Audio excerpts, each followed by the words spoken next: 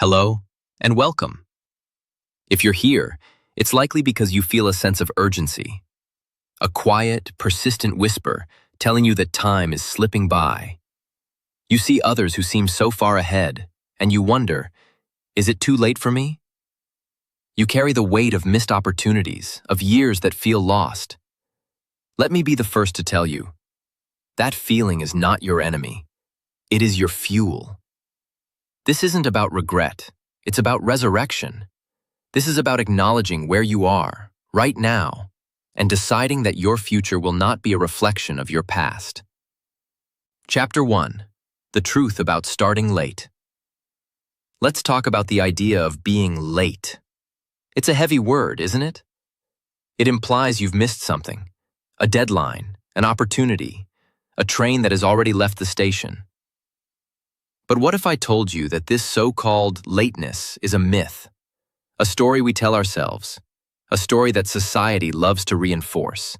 We're bombarded with images of youthful success, tech prodigies in their 20s, athletes peaking before they can legally rent a car, artists who are hailed as geniuses while still in their teens. It's easy to look at these examples and feel like you're already behind in a race you didn't even know you were running. But here's the truth. Life isn't a race with a single universal starting gun. It's a series of individual journeys, each with its own timeline. And for every story of early success, there are countless others of people who bloomed later in life, people who found their true calling when others were considering retirement. Think about Harlan Sanders. He was 62 years old when he franchised the first Kentucky Fried Chicken. He'd spent his life working a series of odd jobs, from a steamboat pilot to a gas station operator. Or consider Julia Child, who didn't even learn to cook until she was in her late 30s and published her first groundbreaking cookbook at 50. Her passion for French cuisine, discovered later in life, turned her into a cultural icon. Then there's the story of Fauja Singh. He was born with a disorder that prevented him from walking until he was 5. After losing his wife and 2 children, he started running again in his late 80s to cope with the emptiness. He ran his first marathon at 89 and became the first 100-year-old to complete one. These aren't just feel-good anecdotes. They are powerful reminders that your age is not a barrier. It's a source of strength. The narrative of being too late is often a self-imposed prison. We see how long we've waited, and we question if it's even worth trying to change things now. But every single step you take, no matter how small it feels, brings you closer to where you want to be. The past doesn't define your future. The actions you take today do. So, what are the realities of starting late? Let's be honest, there are challenges. You might have more responsibilities, a family, a mortgage, a career you've already invested years in. You might feel a sense of urgency that can sometimes border on anxiety. The transition from a stable, albeit unfulfilling path to something new and uncertain can be daunting. But with these challenges come unique advantages. The advantages of a later start. You have a wealth of experience. You've navigated workplaces, managed relationships, and overcome obstacles. This life experience gives you a perspective and a resilience that a younger person simply hasn't had the time to develop.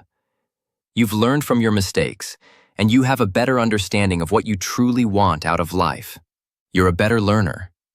Having been exposed to different learning environments and challenges throughout your life, you've likely developed a more efficient and effective way of acquiring new skills. You know how you learn best, and you're not afraid to ask for help or seek out the resources you need. You have more grit. Choosing to make a significant change later in life takes courage. It shows that you're not afraid of a challenge and that you're willing to put in the hard work to achieve your goals. This resilience is a powerful asset in any new endeavor. You have a stronger sense of purpose. When you decide to make a change later in life, it's often driven by a deep desire for more meaning and fulfillment. This clarity of purpose can be a powerful motivator, pushing you to persevere when things get tough. The key is to reframe your thinking. Stop seeing your past as a liability and start seeing it as your greatest asset. The years you think you've wasted have been your training ground. You've been honing skills, gaining wisdom, and building character. Now it's time to put all of that to use. Actionable tips for this chapter. Reframe your narrative. Take a piece of paper and write down the story you've been telling yourself about being late. Then, on a new sheet, rewrite that story. Focus on the strengths you've gained from your experiences. Instead of, "I'm too old to start a new career," try, "My years of experience in a different field give me a unique perspective that will be invaluable in this new venture." Identify your transferable skills. Make a list of all the skills you've acquired in your personal and professional life. Think about communication, problem-solving, leadership, time management, and resilience. How can these skills be applied to your new goals? Study late bloomers. Spend some time this week reading about people who achieved great things later in life. Look for individuals in fields that interest you. Their stories will not only inspire you, but also provide a roadmap for your own journey. Chapter 2. Own your delay. Drop the excuses. To move forward, we must first look backward, but not with longing or regret. We look back with the unflinching gaze of a detective looking for clues. The biggest obstacle to starting late isn't the time you've lost. It's the excuses you continue to carry. Excuses are comforting lies we tell ourselves. They are soft cushions that protect us from the hard reality of our own inaction. I was too busy with my job. I didn't have the money. I was waiting for the right moment. I was afraid of what people would think. I wasn't sure where to start. Do any of those sound familiar?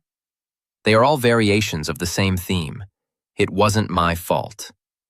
We blame our circumstances, our past, our lack of resources, and for a while, it works. It soothes the ego. But blame is a prison. It locks you into a victim mentality, stripping you of your power to change. The moment you blame something outside of yourself, you are handing over control of your life. Ownership is the key that unlocks that prison door. It's the moment you stop looking out the window for reasons and start looking in the mirror for answers. I want you to think about a man named David. For years, David dreamed of starting his own woodworking business. He was talented, and his friends and family always marveled at the furniture he built in his garage, but he never took the leap. His excuse? He told everyone, and himself, that he couldn't afford the risk. He had a steady job, a mortgage, and kids to support. It was a good excuse, a sensible one. But the truth, the deeper truth that David avoided, was that he was terrified of failure. What if no one bought his pieces? What if his passion turned into a financial disaster? The sensible excuse was just a mask for his fear. For 15 years, that mask kept him stuck in a job he didn't love, dreaming of a life he was too afraid to build. The delay wasn't about money. It was about courage.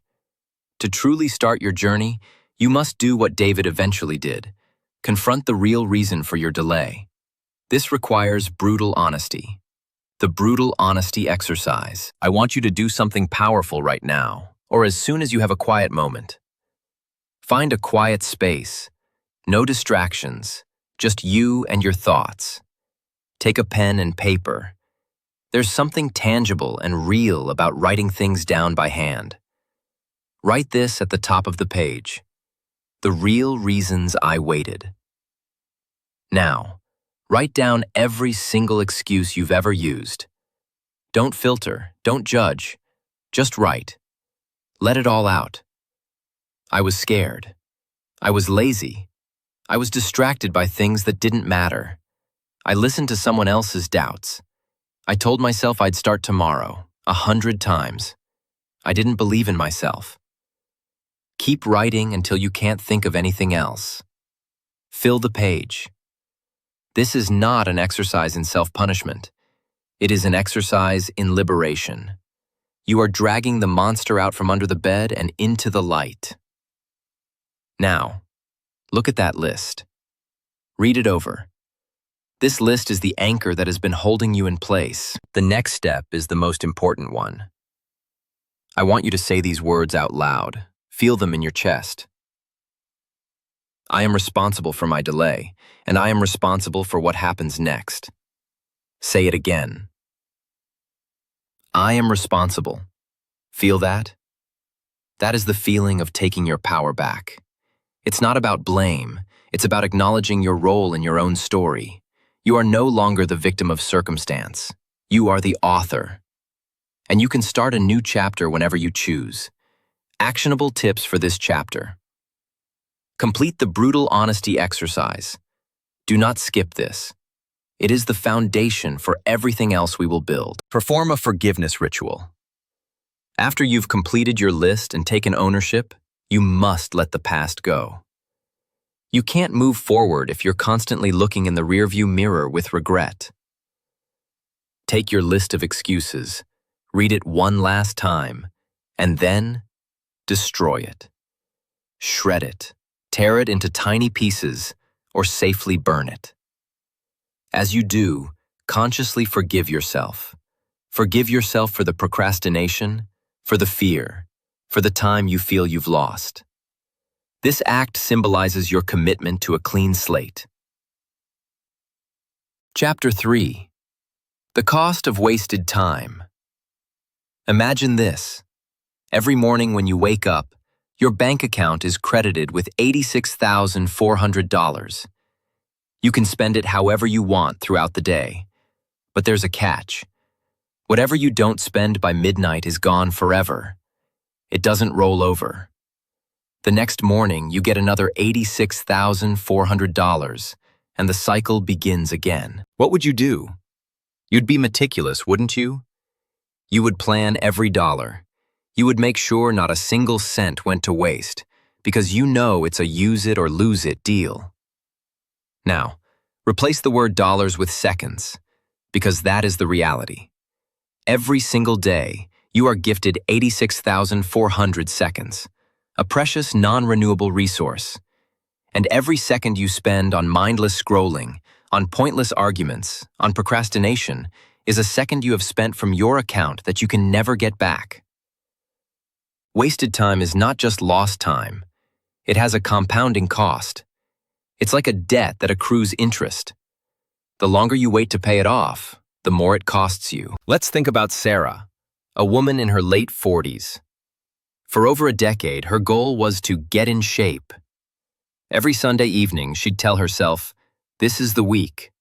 I'll start tomorrow." But Monday would come and she'd feel tired. Tuesday would be busy.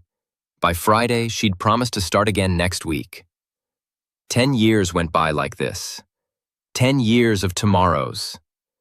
In her 30s, the cost of her inaction was mostly about vanity. She didn't like how she looked in photos. The effort required to change then would have been moderate. A few gym sessions, better food choices. Now, in her late 40s, the bill has come due with interest. Her doctor has warned her about high blood pressure and prediabetes. The cost is no longer vanity, it's her health. The effort required now is monumental. It's not just about joining a gym, it's about a complete lifestyle overhaul. Medication, and fighting against years of ingrained habits and a slower metabolism. The cost of wasted time compounded, turning a small problem into a life-altering one. This compounding cost applies to everything. The cost of knowledge, the goal to read more, that you put off for 5 years, isn't just 50 or 60 unread books. It's the thousands of ideas, insights, and new perspectives you never got to build upon. It's the business idea you never had, the conversation you couldn't contribute to, the personal growth you never experienced, the financial cost. Delaying your savings or investing by just 10 years can literally cost you hundreds of thousands of dollars in retirement due to the magic of compound interest.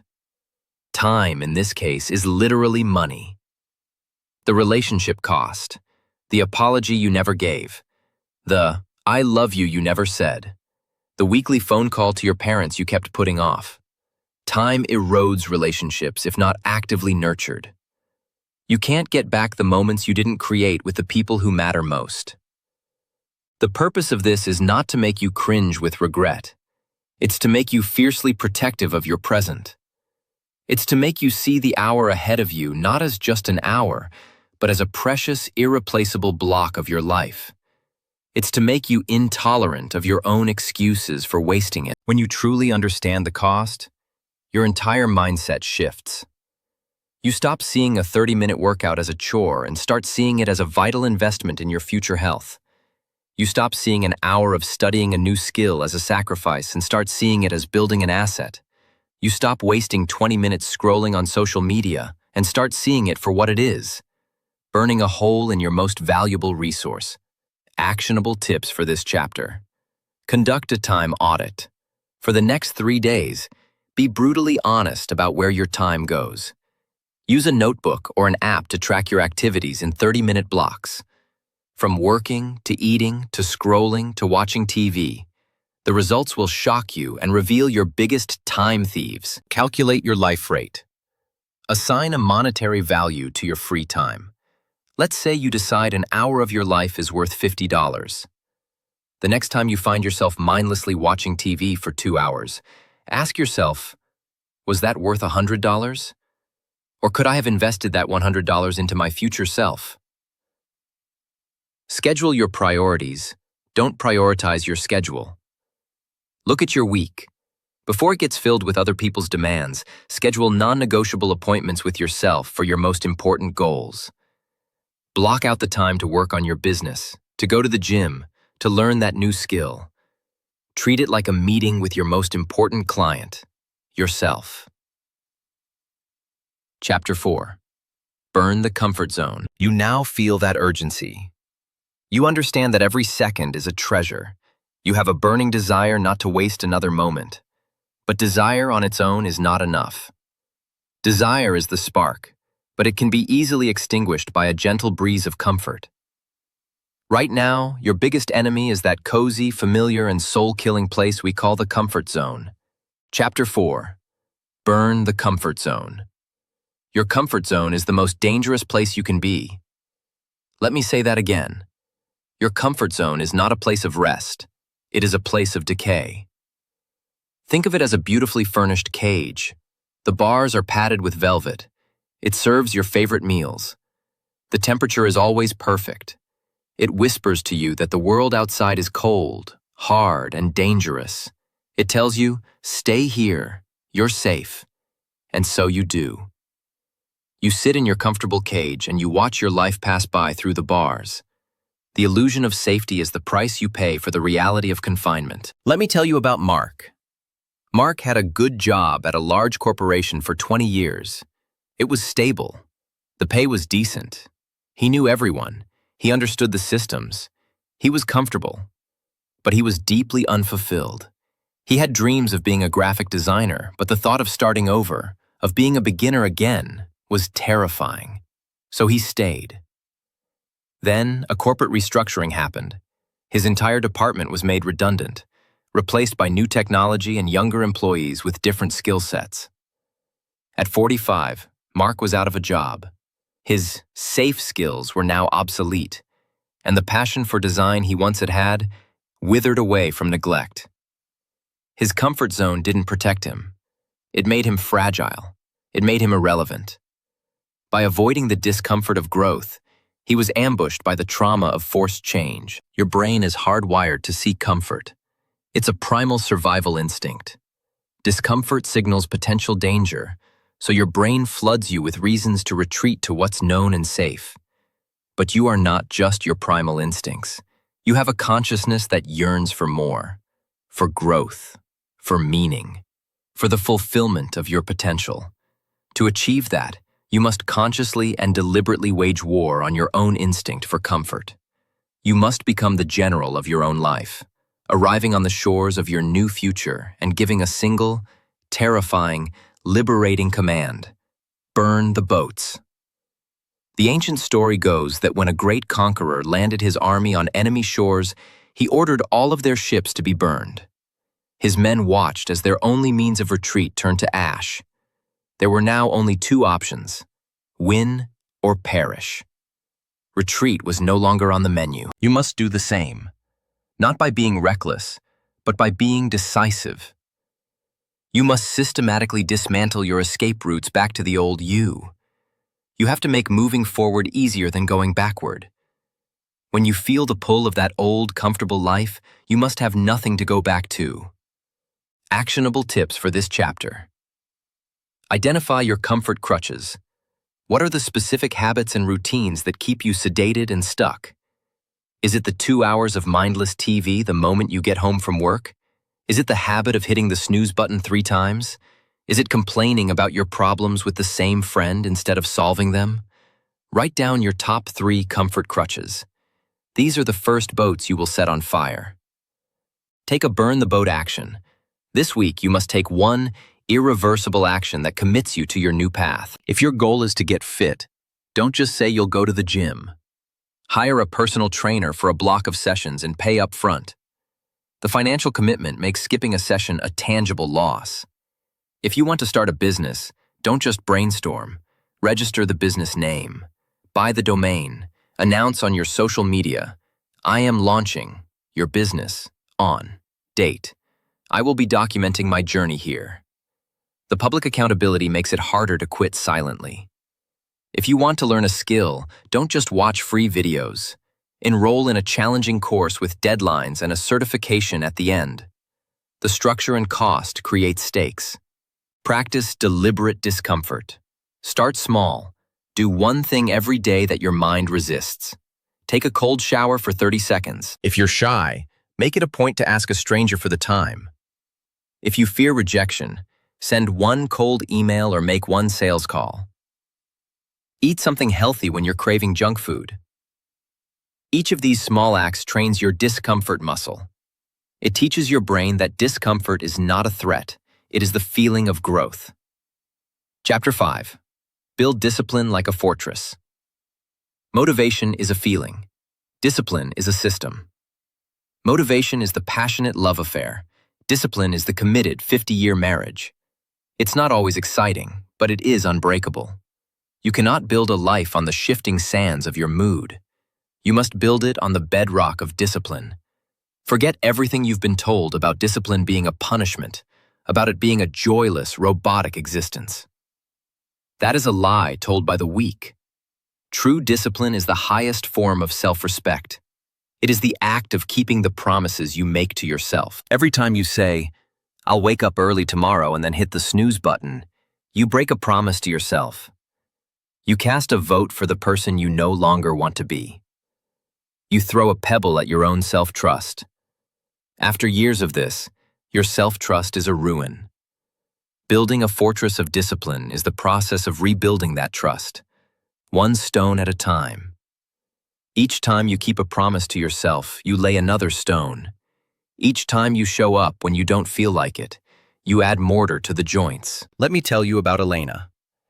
She decided to transition from marketing into a new career in coding. The initial motivation was immense.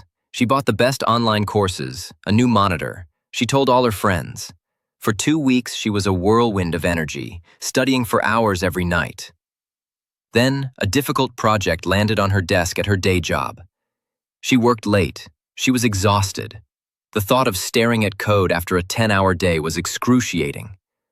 I'll take tonight off, she said. I deserve a break. That one night turned into 2, then a week. Her momentum was gone. The motivation had vanished. Her new monitor gathered dust. This is where Elena's real journey began. She realized motivation wasn't the answer. She needed a system. She needed a fortress. Her first step was to forgive herself and make a new, smaller but unbreakable promise. She created a non-negotiable protocol. Her one non-negotiable was this: every morning before I check a single email or social media notification, I will complete one single lesson of my coding course. Some lessons were 20 minutes. Some were 45, but the rule was absolute. It wasn't study for 3 hours. It was simply complete one lesson. It was specific, achievable, and non-negotiable. The first few mornings were hell. Her sleepy brain screamed for the comfort of scrolling through her phone. But she had made a promise. She sat down, she did the lesson, and a funny thing happened. After she finished, she felt a quiet, powerful surge of pride. She had kept the promise. She had laid a stone. That feeling of self-respect became more addictive than the cheap dopamine hit of her phone. She started craving that feeling of integrity. Soon, the walls of her fortress began to rise. Bad day at work? Didn't matter. The lesson was already done. Feeling uninspired? Irrelevant. The system, not her mood, dictated the action. Discipline had created its own motivation. Actionable tips. The blueprints for your fortress. Define your one non-negotiable. Look at your primary goal. What is the single most important action that will drive it forward? Make this your non-negotiable. It must be specific, measurable, and something you can do even on your worst day. Workout is a bad non-negotiable. Do 25 push-ups and a 1-minute plank is a good one. Write my book is bad. Write 300 words is good. Architect your environment. Make discipline the path of least resistance.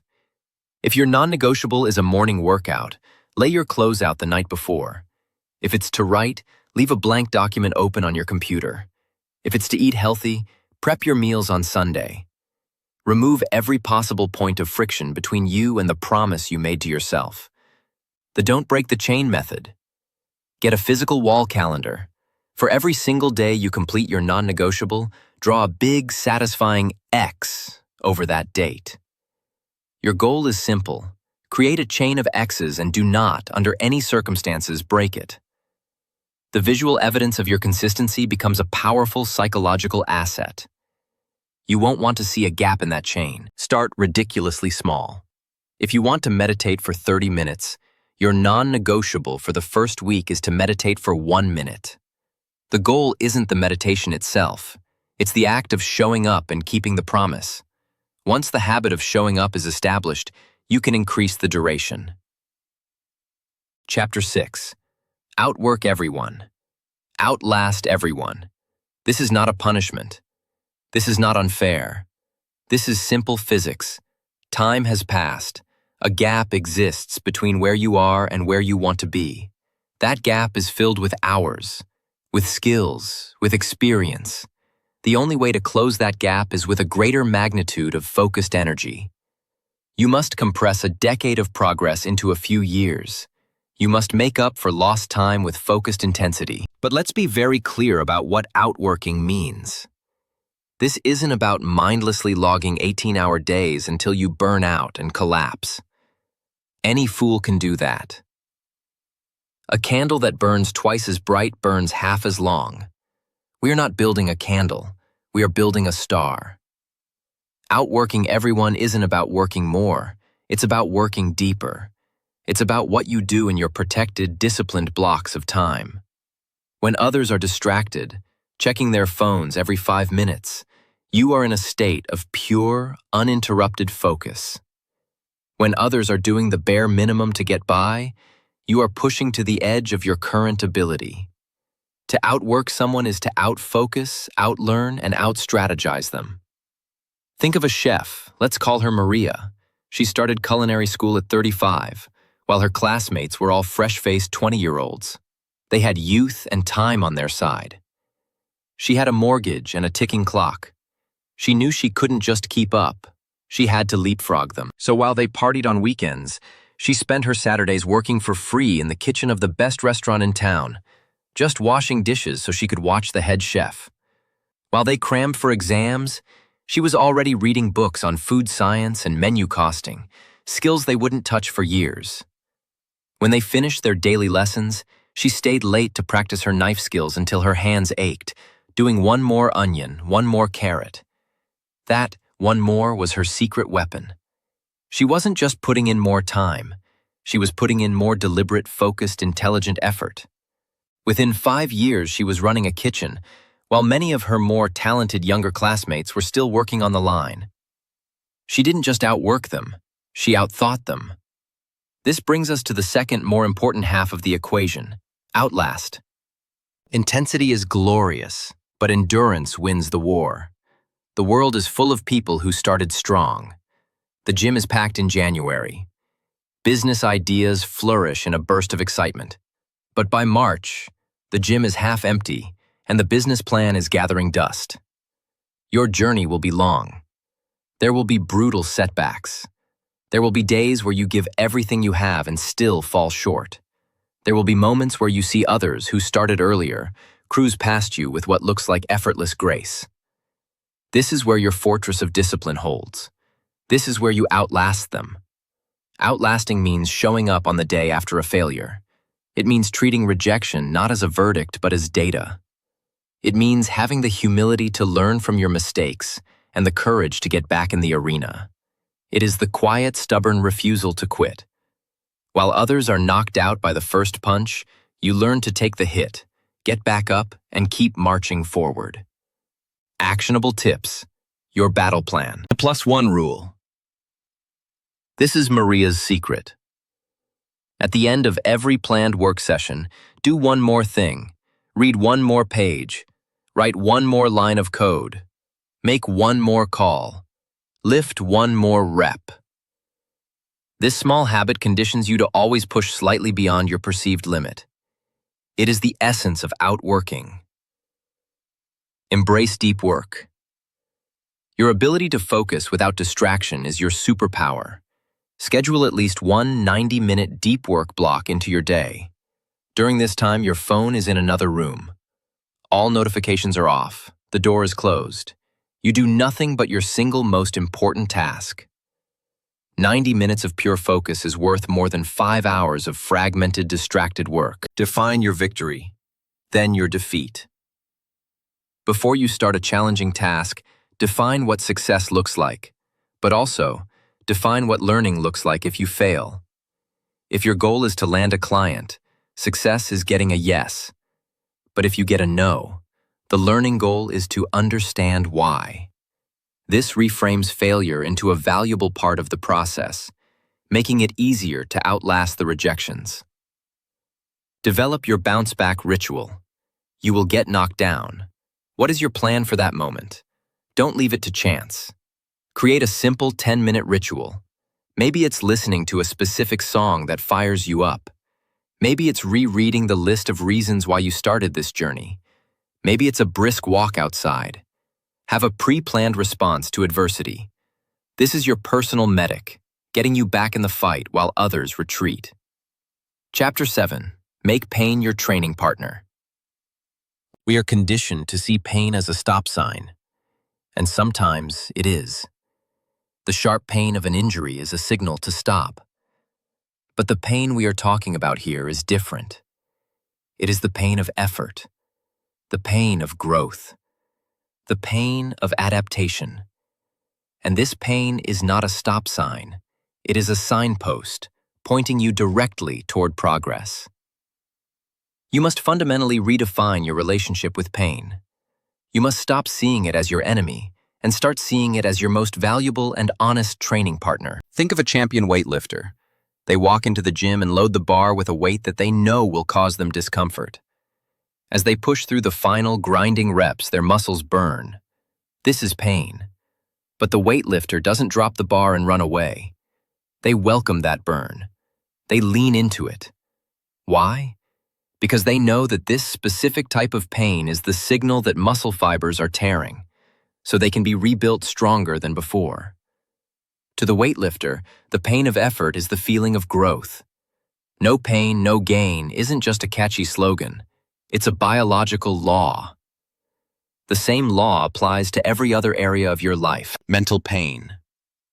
When you are learning a complex new skill, a new language, a musical instrument, a software program, you will hit a point of overwhelming frustration. Your brain will feel foggy and slow. This is the mental equivalent of muscle burn. It is the pain of your brain forging new neural pathways. It feels like confusion, but it is the physical sensation of you getting smarter. When others feel this and quit, you must learn to smile and say, "Good, my brain is growing." Emotional pain. When you are putting yourself out there, pitching your idea, asking for a promotion, trying to sell your product, you will face rejection. It will sting. The no will feel like a personal indictment. This is the pain of vulnerability. But every no is a data point. Every rejection, if you study it, teaches you something about your approach. The pain of rejection is the tuition you pay for the education of success. When others are crushed by it, you must learn to thank it for the lesson and go again. Smarter this time. Your training partner, pain, is brutally honest. It never lies. It shows you exactly where your limits are. It points to your weaknesses with perfect accuracy. Most people spend their lives avoiding this honest feedback. You must seek it out. You must learn to love the information it gives you. When you feel the burn, you are at a critical choice point. You can retreat and stay exactly as you are. Or you can hold the tension, breathe through the discomfort, and stay with it for one more second, one more rep, one more minute. In that single moment of choosing to endure, you are reborn. You are telling your mind and body, what we were is no longer the limit. We are expanding. Actionable tips. Your training regimen. Relabel the sensation. The next time you feel the pain of effort, the burn in your lungs during a run, the frustration of a difficult problem, consciously put a new label on it. Don't call it pain. Call it growth. Call it power. Say out loud, "This is the feeling of me getting stronger." Changing the word changes the entire experience. Find your edge and lean in. In your next scheduled work or training block, intentionally push to the point of discomfort, and then go for 5% longer. If you plan to run for 20 minutes, run for 21. If you plan to study for 60 minutes, push for 63. This small practice trains you to become comfortable with being uncomfortable. Log your growth pains. At the end of each day, write down one moment where you felt the pain of effort. Instead of writing, "It was awful," write down what that pain was teaching you. The pain in my legs taught me my cardio is still weak. The pain of that rejection taught me my sales pitch needs to be clearer. This turns every hardship into a debriefing session with your training partner. Chapter 8. Focus is your superpower. Focus is not just about concentrating. It is the art of strategic ignorance. It is the deliberate, ruthless, and liberating act of saying no. It's saying no to the 1,000 other good things you could be doing, so you can devote your entire being to the one great thing you must do. For the person starting late, there is no greater sin than a divided mind. Your time and energy are your most precious assets. To fragment them is to guarantee mediocrity. We live in an economy designed to steal your attention. Notifications, endless feeds, breaking news, celebrity gossip. It's a relentless assault on your consciousness. Every time you allow your attention to be pulled away, you are letting them steal your future. Think about it. You sit down, determined to work on your business plan. Your focus is a single powerful river. Then your phone buzzes. Ping, a text message. You answer it. The river of your focus is now split in two. You see a news alert. Ping, you click it. The river is split again. An email notification pops up. Ping, now your powerful river is a pathetic marshland of a dozen tiny, muddy streams. You're busy, but you are making no progress. You are treading water. And for someone who started late, treading water is the same as drowning. To reclaim your power, you must cultivate two types of focus. 1. Macro focus, your North Star. This is your unwavering commitment to a single primary objective for a specific season of your life. Not 5 goals, not 3. 1. You, who are starting late, do not have the luxury of dabbling. You must choose your mountain. Imagine a man named Alex. He's 42. He wants to get in shape, start a podcast, and get a major promotion at work. He spends an hour on the treadmill, an hour brainstorming podcast ideas, and an hour trying to do extra work. He's exhausted and making slow, painful progress on all fronts. Then he makes a decision. He declares, "For the next 6 months, my only priority outside of my family and my basic job duties is getting that promotion." He stops the podcast brainstorming. He replaces his long, slow treadmill sessions with short, high-intensity workouts to save time. All of that reclaimed energy, all those hours, all that mental bandwidth, is now channeled like a laser at his one goal. He volunteers for the hardest projects. He studies the company's strategic plans. He starts presenting solutions instead of problems. He gets the promotion in 6 months. From that new position of strength, salary, and confidence, he can then choose his next mountain. He didn't give up on his other goals. He strategically sequenced them. 2.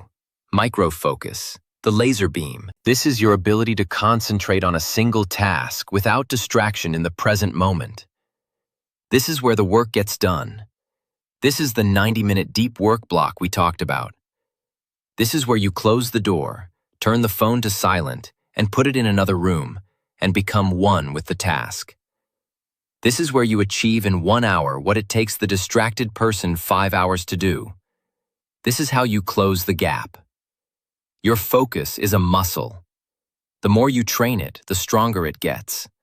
The more you allow it to be interrupted, the weaker it becomes. Chapter 9. Your circle must evolve. There is a law of physics in personal growth that is as real as gravity. You are the average of the 5 people you spend the most time with. Their attitudes, their beliefs, their ambitions, or lack thereof are infectious. They are the soil in which your own goals will either flourish or rot. Starting late means you have no time for infertile soil. You cannot afford to have your precious energy, your hard-won focus, and your fragile new disciplines siphoned away by the wrong people. Think of the people in your life in 2 simple categories. Radiators. These people radiate energy, encouragement, and possibility. They are playing their own big game. They talk about ideas, growth, and what they're learning. When you leave a conversation with them, you feel more energized and capable than you did before. They are your allies. Drains. These are the energy vampires. They complain constantly. They are experts in what can't be done. They live in a world of gossip, resentment, and cynicism. They see your new ambition as a foolish fantasy, or worse, as a silent judgment on their own stagnation. When you leave a conversation with them, you feel exhausted, diminished, and full of doubt. Then there's a third, more subtle and dangerous group. The comfort buddies. These aren't malicious people. They are often dear friends. They are the ones you've always complained to about your dead-end job. They are the ones who shared that pizza with you after you skipped the gym. They love you, but they love the old you. Your growth disrupts the comfortable equilibrium of the relationship. When you stop complaining and start acting, it forces them to look at their own inaction. And that is deeply uncomfortable. Your decision to get up at 5 a.m. is a silent challenge to their snooze button. Your refusal of a drink to work on your project is a quiet question about their own priorities. To protect themselves, they will try to pull you back, not with malice, but with care. You're working too hard. You need to relax. Don't change. We love you the way you are. They are trying to keep the friend they know, but in doing so, they are suffocating the person you are trying to become. Evolving your circle is not about being cruel or arrogant. It is an act of profound self-preservation. It is acknowledging that you need a support system that aligns with your future, not your past. Actionable tips. Curating your inner circle. Conduct a circle audit. This is non-negotiable. Take a piece of paper and write down the names of the 5 to 7 people you communicate with most frequently. Next to each name, be brutally honest. Do they radiate energy, plus, or do they drain it, minus? Are they a comfort buddy, 0, who keeps you locked in the past? This clarity is the first step. Minimize the drains. You don't need a dramatic confrontation. Evolution is a quiet process. Strategically and gracefully create distance. Be busy. You genuinely are. Respond to texts more slowly. Politely decline invitations to complaint fests. Reduce the frequency and duration of contact. Your time is your fortress. You are now in control of the guest list. Elevate the radiators. Be intentional about spending more time with the people who lift you up. Schedule a coffee. Make that phone call.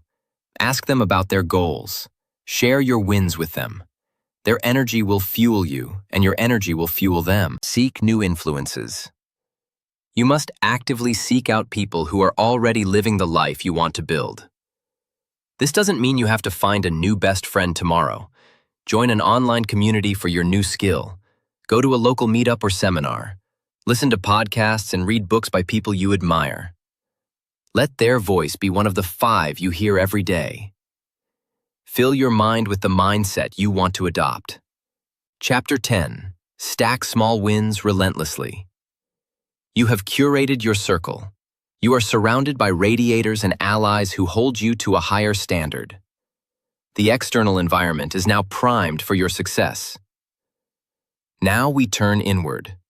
We focus on the engine that will drive you forward day after day, the engine of momentum. Too many people believe that transformation happens in a single, dramatic moment, a lightning bolt of inspiration, a sudden breakthrough. This is a myth.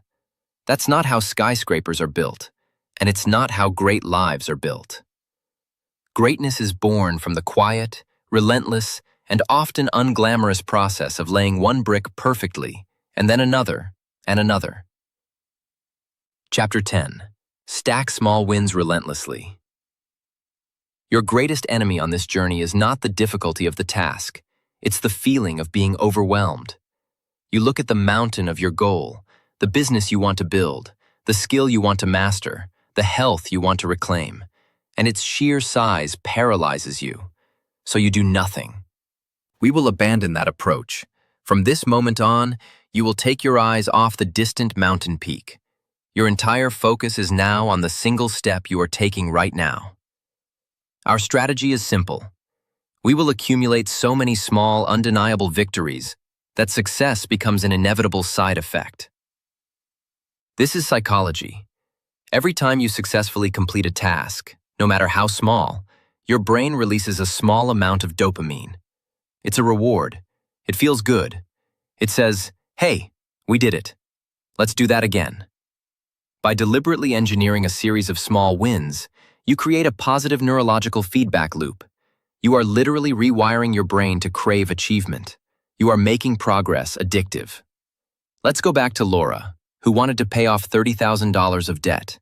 The number 30,000 was a mountain that filled her with dread. It was a source of paralysis. The stacking wins version of Laura does something different. She decides her first goal is simply to track her spending for one day. That's it. It's an easy, achievable task. At the end of the day, she's done it. Small win number 1. She feels a flicker of control. Her goal for the next day? Find one subscription she can cancel. She finds an old streaming service she doesn't use. She cancels it. It saves her $15 a month. Small win number 2. The feeling of control gets stronger. Her goal for the week? Bring lunch from home just once. She does it on Wednesday. Small win number 3. None of these actions felt like a monumental sacrifice. None of them made her feel deprived. But look what happened. She started a chain. She proved to herself on a small, undeniable scale that she is a person who can take positive financial action. These small wins compound not just financially, but psychologically. They build the identity of a person who is in control of their money. The debt starts to shrink not because of one giant, painful act, but because of 1,000 small, easy victories stacked relentlessly on top of one another. This is how you will approach your goal.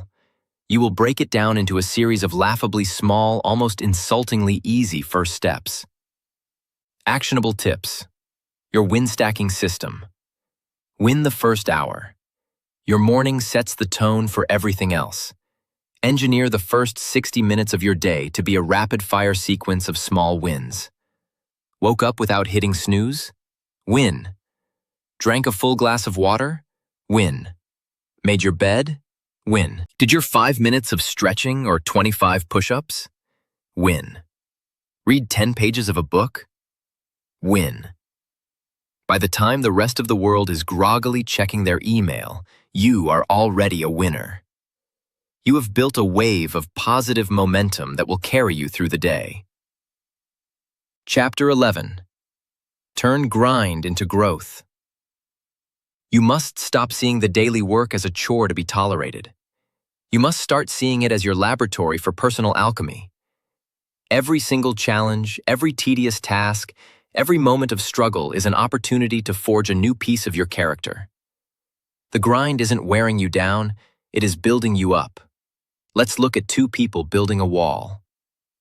The first person hates every minute of it. He complains about the weight of the bricks. He curses the heat of the sun. He checks his watch constantly, just waiting for it to be over.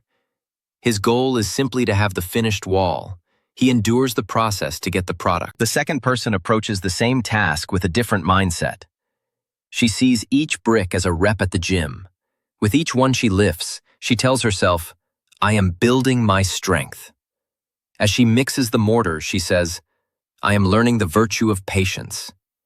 As she carefully places each brick, ensuring it's perfectly level, she thinks, I am honing my focus and my commitment to excellence. For her, the goal isn't just the wall, it's who she is becoming while building it.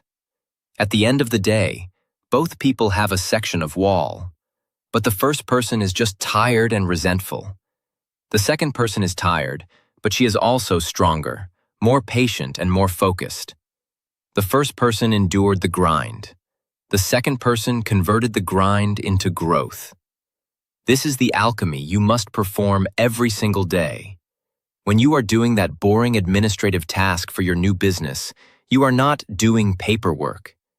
You are forging the character trait of thoroughness. When you are forcing yourself to the gym on a cold, dark morning, you are not just working out.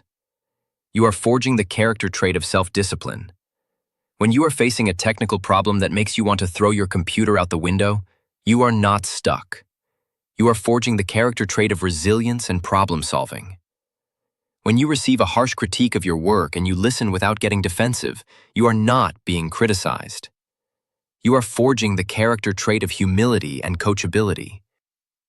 Do you see the shift? The external action is the same. The internal framing is what creates the transformation. By consciously assigning a virtue to every struggle, you give it meaning. You turn tedious effort into profound personal development. The obstacles don't disappear, but your relationship to them changes entirely. They are no longer roadblocks. They are the curriculum for your evolution. Actionable tips, your alchemical toolkit. Assign a virtue to the task. Before you begin any difficult or tedious task, ask yourself this question. What positive character trait am I building by doing this with my full focus?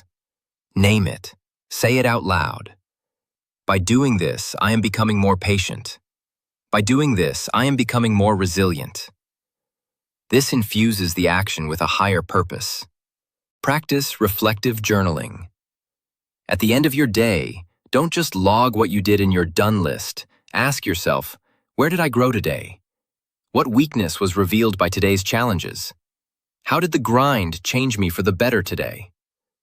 This practice trains you to see the growth hidden within the effort. Embrace the beginner's mind. As you learn new skills, you will often feel clumsy and incompetent. Instead of resisting this feeling, embrace it. See it as a sign that you are expanding. Remind yourself that every master was once a disaster. The feeling of being a beginner is not a sign of failure. It is the primary symptom of growth. Chapter 12. Become the person who can't be denied. This is the final evolution. It is the shift from doing the work to being the person. It is a change in your fundamental identity. A person who is trying to be disciplined can be tempted. A person who is disciplined simply follows their system. A person who is trying to eat healthy debates the dessert menu. A person who is a healthy person simply orders what aligns with their identity. A person who is trying to start a business might quit after a setback. A person who is an entrepreneur sees a setback as a pivot point and keeps building. Do you feel the difference? It's the difference between wearing a costume and having the identity woven into your skin. All the work we have done, the non-negotiable actions, the +1 rule, The time audits, the focus sprints, has been about providing the evidence. You have collected a mountain of proof, 1,000 receipts from your daily effort, that all point to one undeniable conclusion. You are now this person. To become the person who can't be denied is to fully and unapologetically step into this new identity. It's an internal state of being that projects outward with unstoppable force. It's not arrogance. It's a quiet, unshakable confidence born from earned experience. You know you can't be denied because you know you will not deny yourself the effort. You know you will outlast any obstacle because you have proven to yourself, hundreds of times, that you have the grit to get back up. You can't be denied because your no has become more powerful than anyone else's yes. You say no to distraction, no to excuses, no to your old comfort zones, no to the drains in your circle. You can't be denied because you no longer see failure as a verdict. You see it as feedback. A no from a potential client doesn't mean you are a failure. It means try a different approach. Your ego is no longer tied to a single outcome, but to the process of relentless improvement. You can't be denied because you have fallen in love with the work itself. You welcome the grind. You crave the feeling of growth that comes from the pain of effort.